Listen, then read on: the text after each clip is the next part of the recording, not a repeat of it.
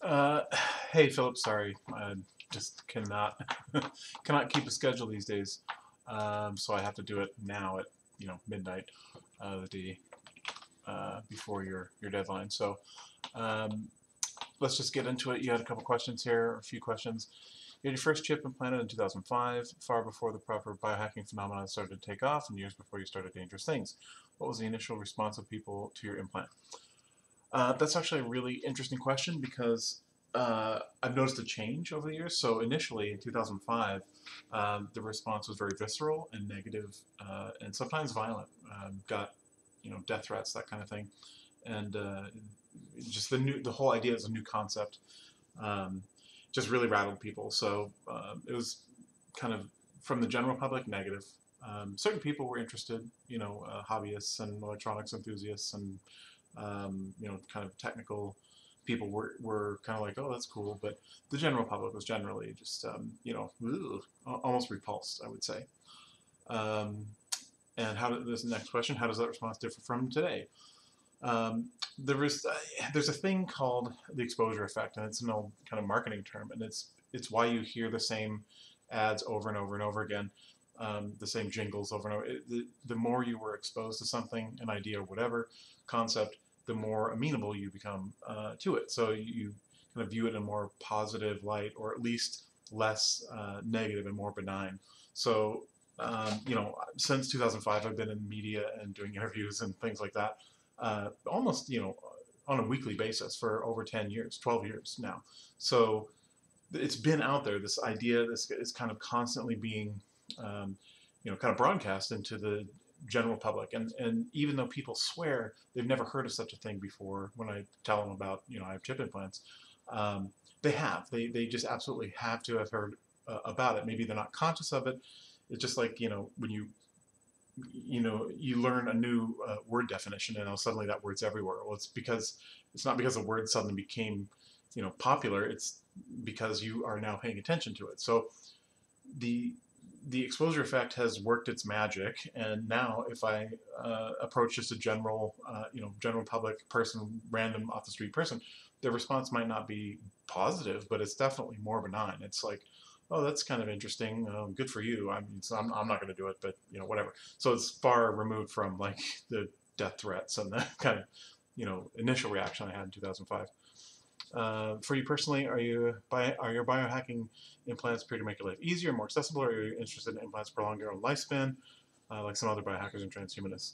Um, my implants are all about kind of getting rid of burden. So there's things that we carry with them ourselves. Our keys, wallet, and phone. Those are kind of like the primary modern day Tamagotchi. They are tokens that we have to carry with us at all times that kind of help us navigate through modern life. And so if you forget any one of those things or lose any one of those things, you kind of face a serious issue.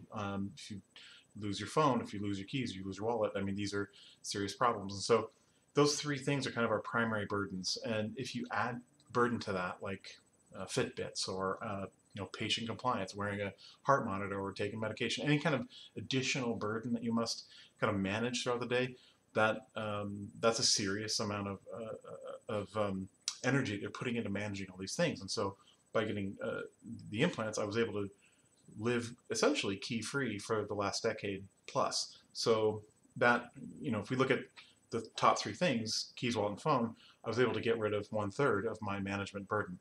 So that's not insignificant, and it's you know it's very very impactful. I think to not just the days where I'm not losing my keys, which hasn't happened for a very long time, but also just the daily management of like constantly trying to, every time you get up, do I have my keys? You're always checking on things, and you sit down with your keys. Oh, you got to take them out of that pocket and put them in a different pocket because it's uncomfortable sitting on them. All those little things that just add up over the years. I haven't had to deal with, so it's been really great. As far as like life extension, um, you know, that's very interesting to me as well. I don't know of any implants that are doing life extension work. I know there's a lot of genetic work being done and some nootropic or chemical work that's being done for life extension. So I would say life extension in and of itself isn't interesting to me.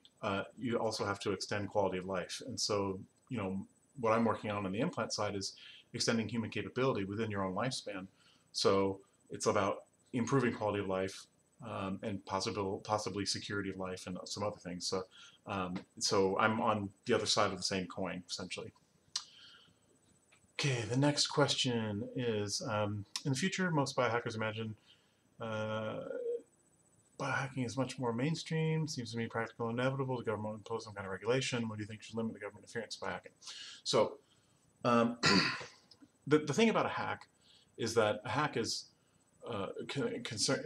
People think that's a negative term, but it's not. A hack is essentially just an unconventional approach to solving a problem or achieving a goal. Anything that's good hack, efficient, but more efficient than the conventional method, better. It will be adopted and it will no longer be a hack. So the first pacemaker was a biohack. Now it's just a pacemaker.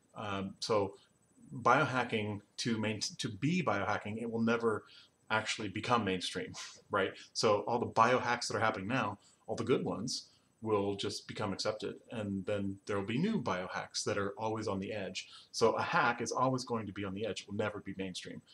If it, you know, if people stop biohacking, then we'll just have to wait for kind of these, long development cycle things. And I'm sure there's been a lot of innovation that just never came about because of big corporate decisions about risk management. So, biohacking kind of pushing these envelopes and these edges, which is good. It's good for everybody.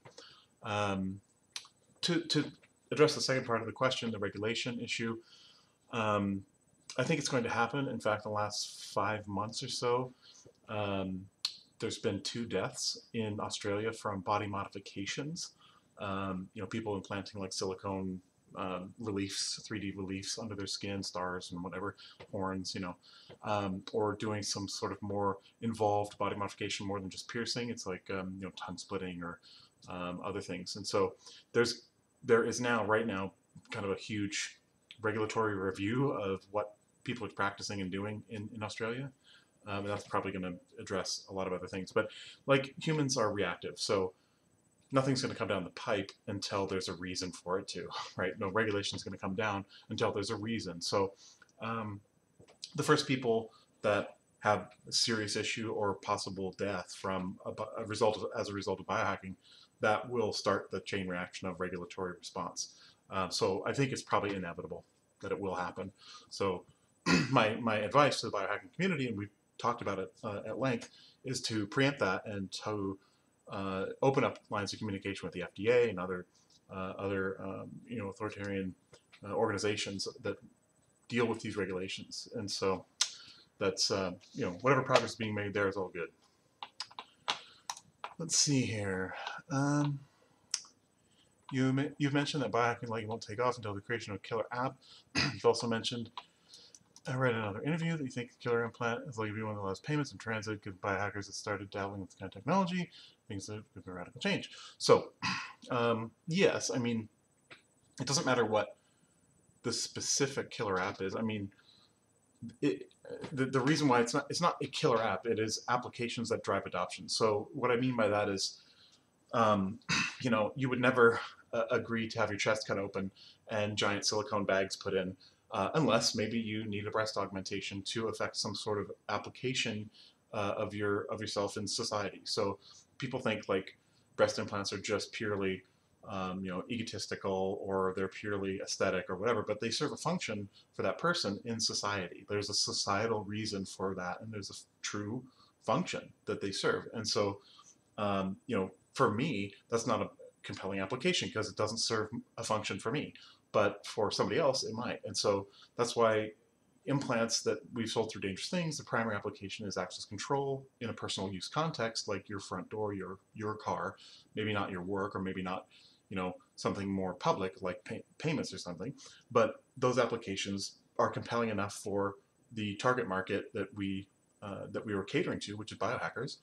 That was compelling enough for them. And so for the general mass market, that simply replacing your keys might not be enough. And so it's not going to come down to a killer app, but whatever the most generalized use cases are, which essentially result in, if you apply a filter to it, you're looking at what do most people use every day, and what could be used as an implant that's payment transit. So particularly outside of the U.S., I mean, you have contactless transit cards. Contactless payment is really huge in a lot of other countries. Still kind of gaining ground in the U.S., but not typically around a card. It's usually like Apple Pay or something, but it's still contactless. So in that context, if you kind of put that whole polarizing filter together and look at what applications could compel a large market, it would be something that everybody uses already today, and it's a hassle to manage. So again, we're coming back to that lack of management, that frictionless experience, which is what we always aim to do